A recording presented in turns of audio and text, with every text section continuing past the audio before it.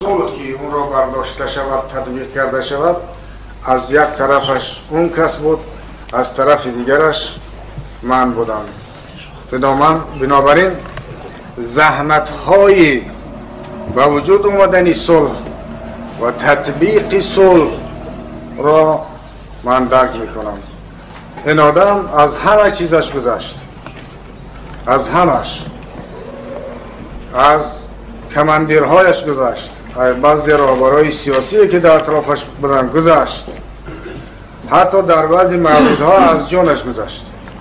من در اون خسته که آقای رحمانوف رفته بود، جگر در کار بود و خودگذشتگی، باید آدم از جانش میگذشت باید اونجا میرفت. و یا درای تنگی است که کاملا در اختیار ما بود، هر کاری که میخواستیم، حتی افغان ها کدام سر